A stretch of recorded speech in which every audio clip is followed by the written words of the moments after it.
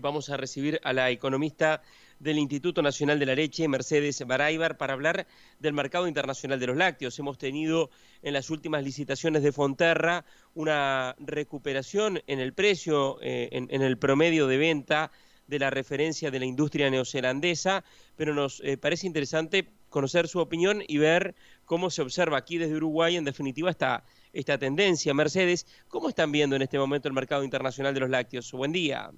¿Qué tal? Buenos días. Bueno, como tú has dicho, si bien hoy en día tenemos varias licitaciones de Fonterra positivas y eso es una muy buena señal, todavía no es suficiente como para decir, bueno, el mercado internacional ya está pegando la vuelta. Sin embargo, así como cuando hay caídas, una continuación de la otra, generan después de 2-3 meses impactos sobre el precio de los productores, aquí cuando hay subidas se es más cauto, sobre todo porque puede darse una bajada repentina. En este momento lo que estamos viendo es que hay un programa mixto en lo que tiene que ver con la producción, en donde Estados Unidos y la Unión Europea vienen desacelerando y eso está contribuyendo al lado de la oferta a sostener los precios.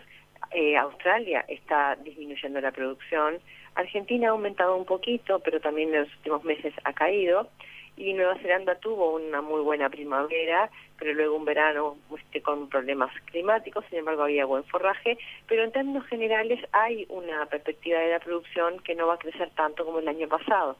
Por el otro lado, por el lado de la demanda, hubo muy buenas compras de China en este primer trimestre, y esos dos factores, tanto la desaceleración de la oferta como una participación muy activa de China en el primer trimestre que no llegamos, pero principalmente estoy hablando de enero, es lo que está sosteniendo los precios actuales. Claro, Florencia, o sea que esto tiene, debía decir, esto tiene, digamos, de alguna forma una suba, digamos, o sea, tiene de alguna forma, Mercedes, una base estructural importante. Sí, por un lado tenemos que este año la producción, si sigue como con la tendencia actual, no va a aumentar más que el 1%, y entonces eso es un aspecto positivo porque la demanda crece al 2,5%, es un factor estructural el crecimiento de la demanda, pero por supuesto que todo va a depender de cómo se comporte China también en las compras, porque una parte importante de ese crecimiento de la demanda depende de China. Y China compró muy bien en enero, es de los eneros. Generalmente China hace unas compras explosivas en enero, que es cuando entra Nueva Zelanda con un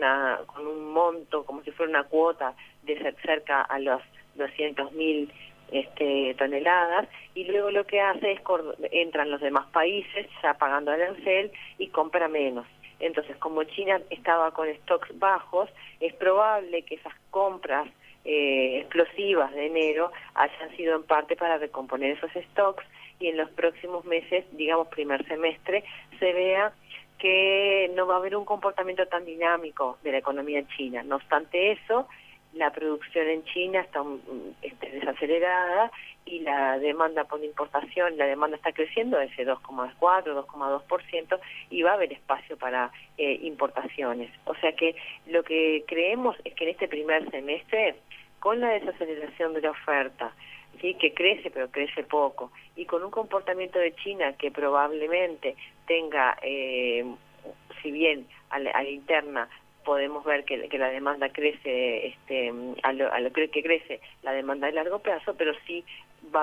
habría aumento de las importaciones por ese desfasaje entre producción de China y demanda de China. Claro, Mercedes, ¿y cómo están viendo algunos mercados importantes para Uruguay, caso Argelia, Rusia, México, en el caso, por ejemplo, de lo que es el tema quesos, Sí. Brasil, aquí mismo en la región? ¿Cómo están viendo el panorama para Uruguay, ya entrando en lo que son mercados específicos de nuestro país? Sí, bueno, en el caso de Brasil hay en los primeros meses mejor dicho, en enero, estamos cerrando ahora febrero, ha aumentado las compras, principalmente de leche en polvo entera, no tanto así de quesos ni de descremada, y un poquito así de manteca. Eso es una señal positiva, pero recién arrancamos el año. Tenemos que ver también que ahí hay un cambio de gobierno con una visión que es de alguna forma todavía no está consolidado si eso va a significar un Mercosur más abierto o un Mercosur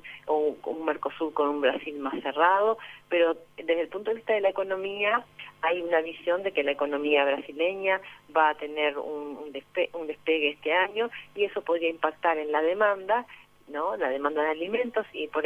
ende la demanda de lácteos, y ante una producción que se mantiene, si bien crece, pero crece menos que el consumo, ahí habría mayor espacio para importaciones de parte de Brasil. Además, en el momento los precios al productor en Brasil han recuperado y eso hace que las industrias generalmente se vuelquen a la importación de leche en polvo principalmente. Pero también tenemos la competencia de Argentina, que si bien tiene sus vaivenes, que ha tenido problemas a nivel climático y también problemas a nivel de la devaluación, que ha hecho que el precio productor también se haya deteriorado y genere eso, entonces mermas en la producción. Tenemos esa competencia que igual está presente y generalmente lo que sucede es que entre Uruguay y Argentina de alguna forma nos disputamos la supremacía en el mercado brasileño.